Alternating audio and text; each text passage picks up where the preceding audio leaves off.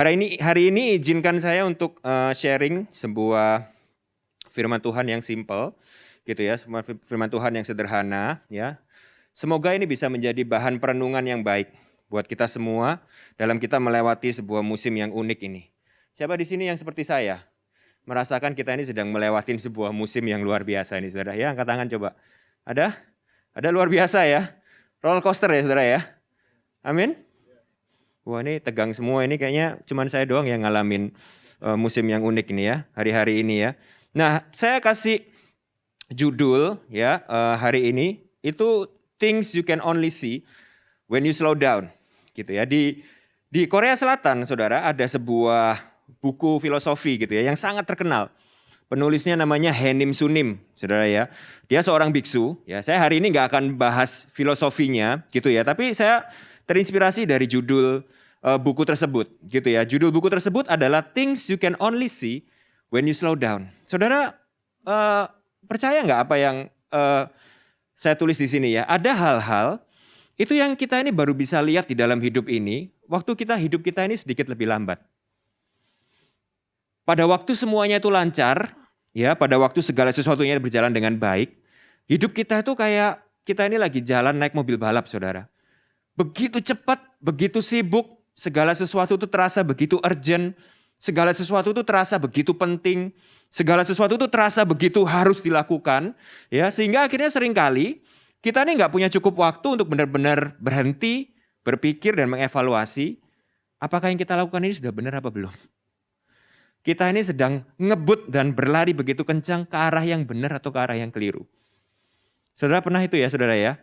Pernah nyetir di jalan tol gitu ya, begitu cepat, saudara tuh nggak ada waktu untuk bisa ngelihat kanan kiri saudara itu ada apa. Nah, ada hal-hal itu yang baru kelihatan, dan saya percaya saudara, ini adalah salah satu, nah ini yang saya pengen ajak kita sama-sama renungkan ya. Salah satu berkat terselubung menurut saya. Salah satu berkah yang Tuhan berikan kepada kita lewat hari-hari ini, kalau seakan-akan lewat COVID ini, agenda hidup kita ini di pause gitu ya. Ada hal-hal dalam hidup kita ini yang sama Tuhan tuh direm. Ada agenda-agenda dalam hidup kita ini yang seakan-akan dalam tanda kutip sama Tuhan itu diporak-porandakan gitu ya. Diatur ulang gitu ya. Ada beberapa dalam hidup kita ini seakan-akan sama Tuhan itu lagi di stop gitu ya, di pause. Itu berkah utamanya menurut saya adalah kita jadi punya waktu untuk kita ini reflect. Ngerem, pause, merenungkan dan berpikir dan melihat hidup kita ini dengan perspektif yang lebih jelas. Saudara, kenapa saudara? Kenapa? Karena gini saudara, yang merubah kita, perhatikan baik-baik ya, yang merubah kita itu bukan proses atau penderitaan yang kita lalui.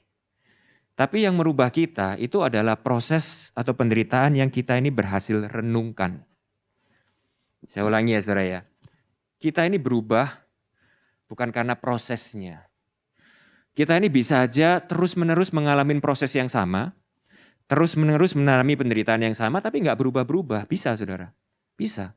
Terus-menerus mengalami kegagalan yang sama, terus-menerus mengalami musibah yang sama, terus-menerus mengalami pembelajaran yang sama, tapi kita nggak berubah. Kenapa? Karena kita gagal merenungkan proses dan penderitaan tersebut. Ya. Jadi kalau ada lagunya itu ya, badai pasti berlalu ya, Chrisye. Siapa di sini yang seumuran sama saya tahu lagu ini? Nggak ada ya, ini kan KGC ya, nggak ada apa itu. Taunya Lala Lisa dong kok gitu ya. Atau BTS gitu ya. Ada lagunya gitu ya, badai pasti berlalu. COVID pasti berlalu nggak? Well, most likely pasti. Proses dalam hidup kita kemungkinan besar badai itu pasti berlalu. Tapi pertanyaan terbesarnya sebenarnya adalah bukan kapan badai itu berlalu apa enggak. Tapi pada saat badai itu berlalu, badai itu merubahkan kita apa enggak? Did the storm change us or not? Karena badai pasti berlalu, saudara. Musim kehidupan ini pasti akan berjalan terus. Tapi pertanyaannya adalah apakah itu berhasil merubah kita? Apa enggak? Nah, hari ini kita akan belajar sebuah perenungan ya saudara ya. Yang Paulus tuh ajarkan kepada kita. Sebuah perenungan yang saya harap membuat kita ini jadi bisa melihat perspektif yang lebih jelas akan hidup ini. Gitu ya. Karena kalau pada waktu kita sibuk tadi saya bilang ya, mungkin kita tuh gak sempat mikir, gak sempat merenungkan 3 hal ini. Gitu ya. Tapi di saat-saat kita ini mengalami proses atau penderitaan, kita jadi ada waktu untuk kita ini bisa pause dan merenungkan kembali 3 realita kehidupan ini yang Paulus itu ajarkan kepada kita. Kita sama-sama buka di 2 Korintus 4 ayat 16 sampai 18.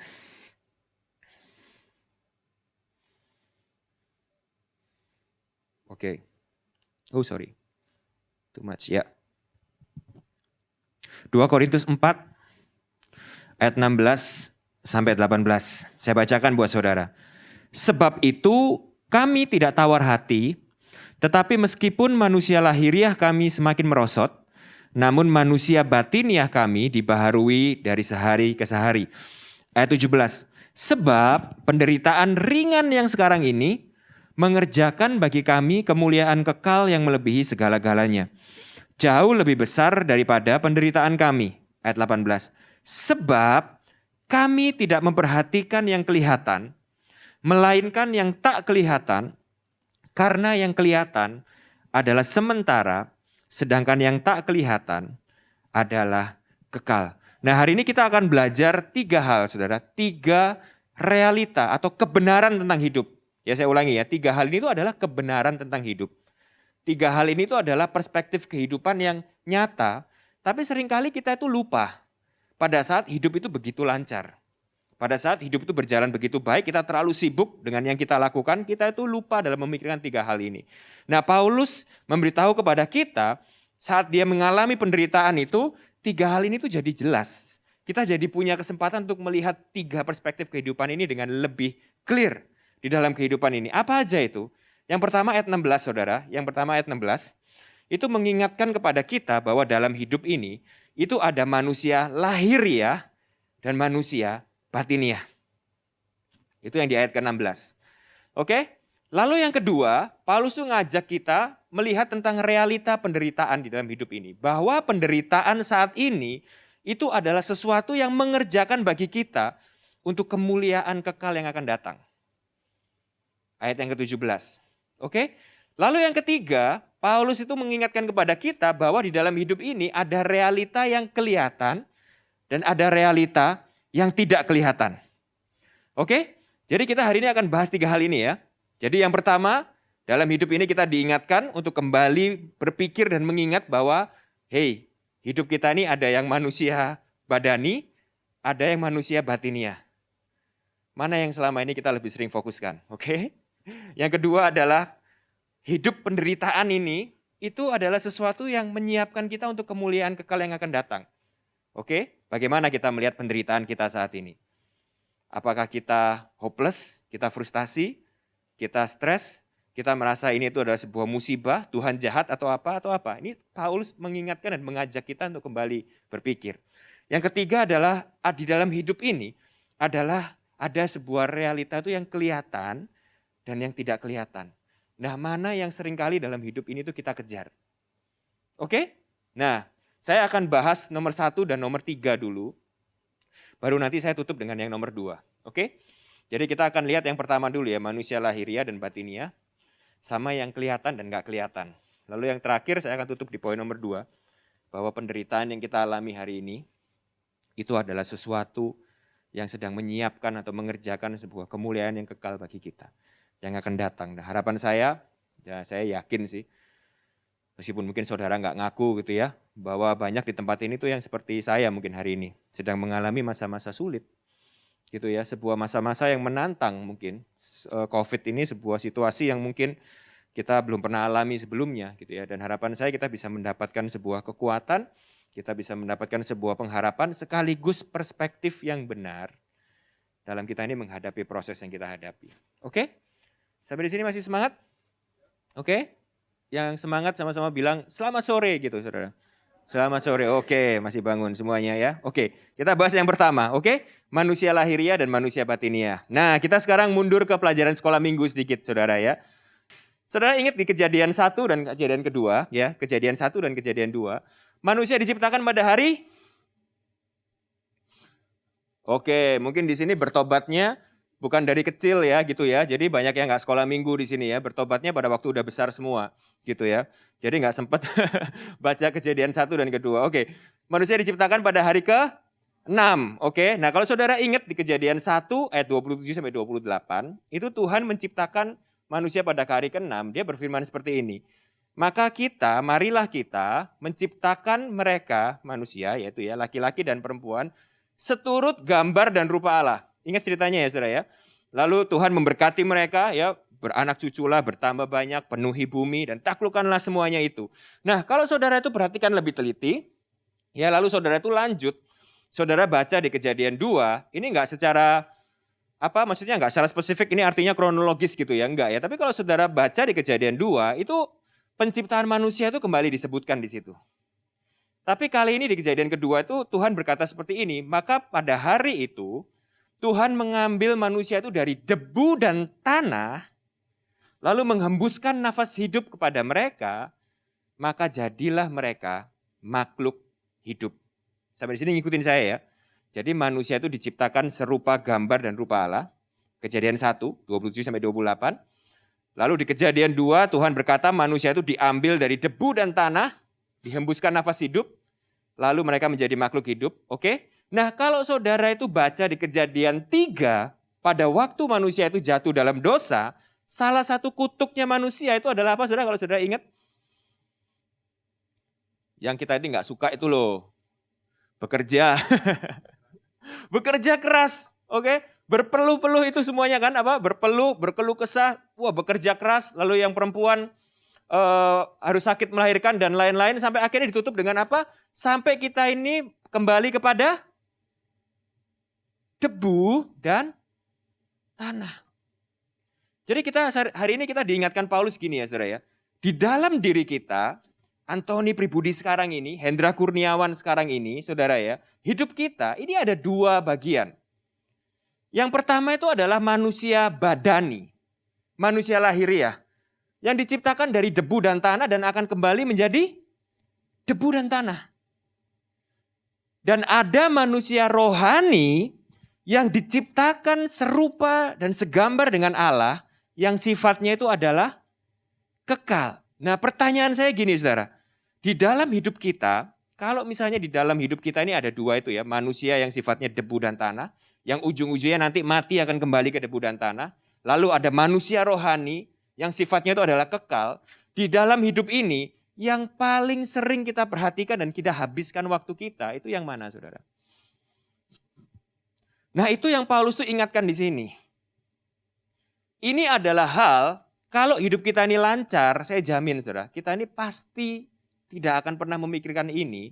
Dan kita pasti hanya akan memikirkan manusia yang badani. Sebelum saudara benci sama saya pengakuan dosa. Jadi saya cerita dari pengalaman saya pribadi ya. Karena saya lihat saudara mulai melihat saya dengan tampang yang tidak enak. Tapi saya percaya di balik masker-masker ini ada senyum yang indah ya saudara ya. Saudara sedang tersenyum dan berkata amin kepada saya, oke? Tapi tatapannya begitu tajam. Jadi saya akan cerita pengalaman pribadi. Saya adalah orang tua. Saya punya 2 anak. Ya, tadi saya cerita-cerita sama Ko Hendra. Saya ngelihat Selin udah gede banget. Padahal baru nggak ketemu tuh 2 tahun. Tapi kaget banget ngelihat udah kayak remaja gitu ya. Udah tinggi sekali. Tadi yang mimpin doa di sini ya. Saya bilang sama Ko Hendra, saya jadi langsung nervous ingat Jasmine. Jasmine habis gini cepat banget pasti tumbuhnya seperti itu ya. Nah, saya tuh punya anak saudara Jasmine ya, yang sekarang ini umur 6 tahun. Ya, dia mulai sekolah masuk SD kelas 1. Ya. Nah, saya sebagai orang tua, saudara, ini saya cerita pengalaman pribadi tapi saya jamin mungkin ada beberapa orang tua di sini yang relate sama saya ya. Tapi anggaplah ini saya pengakuan dosa, gitu ya. Saya ini paling bingung, kadang ya suka panik, suka bingung gitu ya. Langsung sama istri saya itu panik. Saat Jasmine itu ada melakukan sesuatu yang kurang baik di sekolahnya. Contoh, saudara ya, saat Inggrisnya kurang. Lalu kita melihat anak-anaknya teman kita yang lain tuh Inggrisnya lebih jago. Kita langsung bingung saudara. Langsung cari guru les bahasa Inggris yang bagus buat Jasmine. Oke? Saat kita ngelihat, waduh Jasmine matematikanya kurang. Kita langsung panik, kita bingung. Kita cari guru les matematika yang bagus. Ya, saat anak kita itu rankingnya kurang bagus di sekolah. Gak bisa fisika atau gak bisa biologi. Kita tuh pusing banget nyariin guru les yang terbaik buat anak-anak kita. Supaya anak kita tuh rankingnya gak bontot di sekolah. Setuju saudara? Setuju ya? Hampir semua orang tua di sini seperti saya enggak? Enggak ya? Atau ini KGC pada belum berkeluarga semua ya? Gitu ya. Seperti saya mungkin ya, gitu ya. Wah, anak kita nggak bisa piano. Kita ngeliat di gereja orang tua lain anaknya pinter-pinter main musik. Wah, kita langsung pusing. Ayo lesin main musik. Tapi pertanyaan saya gini, berapa banyak orang tua di tempat ini itu yang concern tentang anaknya mengenal Tuhan apa enggak? Seberapa banyak orang tua di tempat ini yang concern tentang kerohanian anaknya? Sehingga bingung untuk mencari guru atau mentor untuk membimbing kerohanian anaknya. Jujur saudara, kita sebagai orang tua, kita lebih sering bingung cari guru les anak kita daripada pembinaan rohani anak kita, betul? Kita begitu bingung mendidik, melatih anak kita supaya apa? Supaya jadi orang. Menemukan passionnya. Kuliah harus tahu jurusannya mau apa. Harus excellent dalam bidangnya. Supaya apa? Supaya kaya, supaya berhasil, supaya jadi orang. Tapi apakah betul itu yang utama di dalam hidup ini? Jangan-jangan kita cuma mempersiapkan anak kita untuk kembali menjadi debu dan tanah. Tanpa memperhatikan manusia rohani mereka. Contoh di sini lagi, yang lain lagi ya. Bagaimana dengan kalau kita ini mencari pasangan hidup? Orang tua di tempat ini. Checklist pertama, papanya kerja apa? Orang tuanya kerja apa? Sukunya apa? Rasnya apa? Ekonominya gimana? Pendidikannya apa? Seakan-akan kalau semua itu terchecklist dengan baik, ya yang penting KTP-nya Kristen lah, gak apa-apa. Yang penting papanya kerjanya oke, bisnisnya oke, pendidikannya oke. Oke lah, kita dapat calon suami yang sip. Aman kita. Are you sure? Kita seringkali suka salah fokus. Kita lebih fokus kepada sesuatu yang sifatnya debu dan tanah. Bukan sesuatu yang sifatnya kekal. Nah, hari ini kita kembali diingatkan bahwa di dalam hidup ini, ya, itu manusia rohani kita ini yang lebih penting untuk kita perhatikan daripada manusia badani. Apa yang kelihatan di dalam, apa yang kelihatan di luar, tidak sebanding dengan apa yang sebenarnya di dalam. Generasi muda di tempat ini, setiap hari kita dibombardir Instagram, kita jadi suka tanpa sadar, kita terbawa seakan-akan dunia ini adalah tempat di mana kita ini harus menonjolkan dan menampilkan apa yang kelihatan hebat di luar, bukan di dalam. Sehingga akhirnya apa yang kelihatan di luar itu jauh lebih penting daripada mungkin apa yang kita hidupi dan lakukan saat gak ada yang sama sekali ngelihat kita. Setuju gak? Sehingga C.S. Lewis ya, saya kasih sebuah quote yang bagus. Oh, ini Instagram saya ya, kalau saudara follow Instagram saya. Gitu ya, di profile saya itu saya tulis, di profile itu ini profile saya tulisannya. The most important things in life are not things. Tapi kita kadang sering lupa ini bukan? Kita mengorbankan hubungan kita dengan anak istri demi things. Kita mengorbankan yang lain-lain yang sifatnya itu kekal, karakter, integritas dan lain-lain, kadang demi things. Dan jujur saudara, bukan hanya ini berlaku buat saudara yang berdiri di depan sini pun, kadang harus diingatkan dan belajar kembali. Bahwa yang di dalam lebih penting daripada yang di luar. C.S. Lewis berkata seperti ini saudara. You don't have a soul. You are a soul. You have a body. Engkau tidak memiliki jiwa karena engkau adalah jiwa. Engkau memiliki tubuh. Kita ya seringkali saudara ya tanpa sadar ini kayak otomatis gitu. Otomatis saja gitu ya. Kita ini ngerasa kayak kita ini manusia tubuh yang punya jiwa di dalam kita. Betul nggak? Makanya kita ini yoga, refreshing. Untuk apa? Untuk memelihara jiwa kita. Gitu saudara ya. Lupa kita. Kita lupa bahwa sebenarnya kita ini bukan manusia yang punya jiwa di dalam kita. Bukan. Kita ini adalah roh. Kita ini adalah jiwa yang kita ini punya tubuh yang cuma sementara. Ini yang hari ini mungkin kita ingatkan yang poin pertama saudara ya. Nah yang poin kedua saudara ya. Poin kedua yang berkaitan dengan ini. Di ayat ke-17 tadi. Di ayat 18 tadi, Paulus juga mengingatkan kepada kita adalah realita yang tidak kelihatan dengan yang kelihatan. Paulus berkata seperti ini, sebab kami tidak memperhatikan yang kelihatan, melainkan yang tidak kelihatan, Karena yang kelihatan adalah sementara, sedangkan yang tidak kelihatan adalah kekal. Nah, perhatikan baik-baik saudara ya. Siapa di sini anak IPS? Gengsi ya, kalau di zaman kita dulu kalau mau ngaku anak IPS tuh gengsi ya. Anak IPA, wah angkat tangan semua saudara ya. Anak IPS, wah ini bodoh nih, nakal nih gitu ya. Padahal kalau kita lihat sekarang anak-anak IPS itu malah yang berhasil-berhasil, yang sukses-sukses ya. Saudara ya. Coba zaman dulu kita bilang, mau jadi apa lu? YouTuber, wah gitu ya. Orang tua kita bisa langsung ngapain kita gitu ya. Terakhir saya graduation anak saya, TK, orang tuanya semua saudara pengen anaknya jadi YouTuber saudara.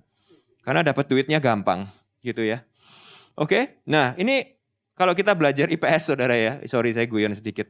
Kalau ada yang di sini orang tua yang pengen anaknya jadi YouTuber nggak apa-apa saudara. Itu juga salah satu panggilan surgawi. Ya, ini ada diagram yang dibuat oleh Abraham Maslow. Saudara ingat itu ya? Diagram kebutuhan manusia. Oke, anak-anak IPS ini pasti tahu. Apalagi kalau belajar ekonomi. Di sini ada yang pernah dengar diagram ini? Diagram kebutuhan manusia Abraham Maslow. Oke? Nah, Abraham Maslow itu ya, dia itu adalah seorang ekonom gitu ya, sosiolog ekonom gitulah ya. Jadi sosial ekonomi bidangnya dia gitu ya. Terkenal, sudah terkenal. Ya, dia adalah salah satu bapak ekonomi lah gitu ya. Yang dia itu sangat terkenal dengan ini Nobel Prize-nya dia nih gitu. Dia menemukan sebuah sistem yang disebut sebagai hierarki kebutuhan manusia. Gitu ya. Basically di dalam sistemnya dia ini, dia membagi kebutuhan manusia itu menjadi seperti sebuah piramid. Ya, kaki yang paling dasar itu adalah kebutuhan dasar. Physical needs, physiological needs gitu ya, kebutuhan fisik, sandang, pangan, papan. Oke, lalu naik level sedikit dari situ itu adalah kebutuhan keamanan, ya. Jadi saya ini bukan cuma cukup harus punya uang untuk makan dan baju dan lain-lain, tapi saya harus punya tabungan. Saya harus punya asuransi. Saya harus punya aset untuk memastikan saya ini merasa aman, oke? Saudara yang ngikutin ya sampai di sini ya. Lalu level yang lebih tinggi lagi itu adalah kasih. Gitu ya. Jadi punya kebutuhan semua tercukupi bagus. Punya uang bagus, punya jaminan keamanan bagus. Apalagi kalau punya cryptocurrency atau Bitcoin, lebih bagus gitu ya Saudara. Tapi itu nggak cukup gitu ya. Di level yang ketiga itu adalah kebutuhan kasih. Yaitu kita ini perlu untuk dikasihi. Kita perlu ada orang-orang itu yang approve kita, accept kita, mengasihi kita. Itu adalah keluarga. Oleh karena itu di sini ya, mungkin ada beberapa di antara saudara yang bisa bilang seperti ini, percuma punya duit banyak, tapi kalau masih jomblo misalnya gitu ya saudara ya, gitu. Nah lalu naik lagi yang ke atas itu adalah kebutuhan self esteem gitu ya. Kebutuhan self esteem itu adalah kebutuhan untuk diakui, oke? Diakui, diterima gitu ya, diakui, diterima, punya social standing gitu ya. Lalu yang terakhir, itu adalah aktualisasi diri, self-actualization. Nah ini tuh yang anak-anak muda sering sebut dengan passion. Bahwa kerja doang itu bukan cuma untuk cari duit. Tapi aku nih harus bisa menunjukkan kepada dunia. Nah itu bahasanya anak muda itu. Akan apa yang menjadi impianku, visiku, kehebatanku, potensiku, talentaku, itu aktualisasi diri. Nah Maslow itu berkata seperti ini, Abraham Maslow itu berkata seperti ini. Kebahagiaan adalah kalau orang berhasil naik dari peringkat yang paling pertama sampai ke ujung piramid tersebut. Maka itu adalah yang disebut dengan sukses dan kebahagiaan. Ini versinya Abraham Maslow. Oke? Jadi bukan hanya sampai kebutuhan fisik saja terpenuhi, tapi sampai aktualisasi diri. Nah, kalau saudara ngikutin ceritanya ya dalam sejarahnya, di akhir hayat hidupnya, menjelang dia itu mau meninggal, Maslow ini tiba-tiba berpikir seperti ini, saudara. Aku adalah orang yang sukses.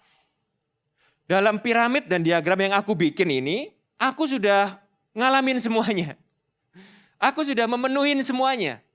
Aku sudah mendaki piramid ini dari yang paling bawah sampai yang paling ujung. Yaitu pada waktu itu cuma sampai aktualisasi diri aja. Nanti habis ini saya cerita. Aku udah memperoleh semuanya itu. Kebutuhan fisik udah. Kasih udah. Keamanan udah. Aku punya banyak kesuksesan. Aktualisasi diri, wah sudah. Aku adalah orang yang menang Nobel Prize. Aku adalah seorang ekonom hebat, diakui, terkenal. Sudah. Lalu dia pikir seperti ini. Tapi kalau aku mati sekarang, then buat apa aku melakukan semuanya itu?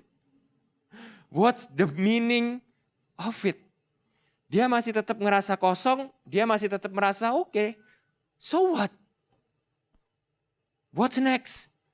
Kalau aku mati semuanya ini sudah gone dan tidak ada artinya buat dia. Sehingga akhirnya saudara ya, di masa akhir hidupnya, ini terkenal sekali ceritanya. Maslow menambahkan, ini yang di atas ini, di akhir hidupnya, di ujung piramid, Maslow itu menambahkan satu lagi level tingkatan yang dia sebut dengan transcendence. Yaitu dia berkata seperti ini, kalau kita ini memiliki sebuah kekosongan atau keinginan yang tidak ada satupun di dalam dunia ini yang bisa isi dan penuhkan, maka kesimpulannya cuma satu. Kita ini diciptakan bukan untuk dunia ini. Sehingga pasti ada sebuah tujuan, sehingga pasti ada sebuah makna yang letaknya itu beyond this world. Nah oleh sebab itu saudara, gak heran saudara ya, makanya banyak orang itu yang sudah berhasil, artis, selebriti, yang kita lihat itu wah hidupnya udah berhasil, kurang apa lagi sih lu? Gitu ya misalnya.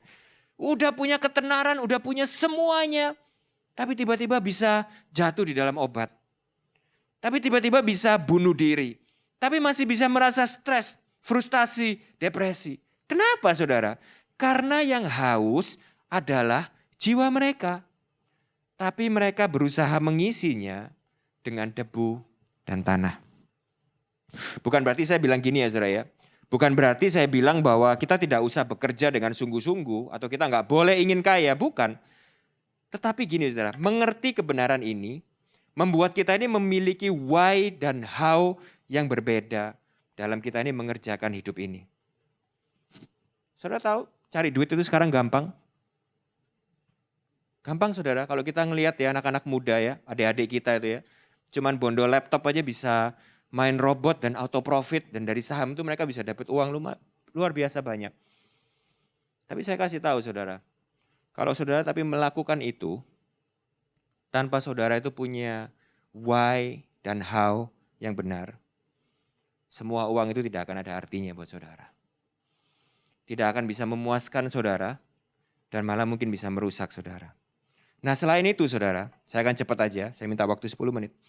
Saya akan cepat aja.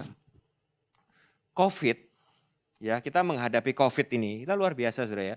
Kita bisa lihat mungkin ada di antara saudara ini yang melihat orang-orang di sekitar saudara meninggal. Sakit dan meninggal.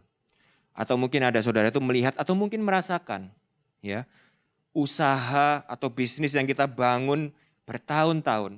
Itu bisa dalam hitungan hari atau bulan itu bisa hancur. Uang yang kita simpan bertahun-tahun itu bisa hilang dalam sekejap. Saya nggak tahu, di sini mungkin nggak ada yang merasakan gitu ya. Kalau di tempat kami banyak saudara yang merasakan. Saya pernah dalam 1 bulan itu melayani orang itu yang kehilangan papa, kehilangan mama, kehilangan nenek dan kakek dalam hari yang sama. Kehilangan papa dan mama dalam hari yang sama. Itu sempat kita mengalami masa-masa itu. Kita melayani orang yang ngalamin kebangkrutan secara tiba-tiba.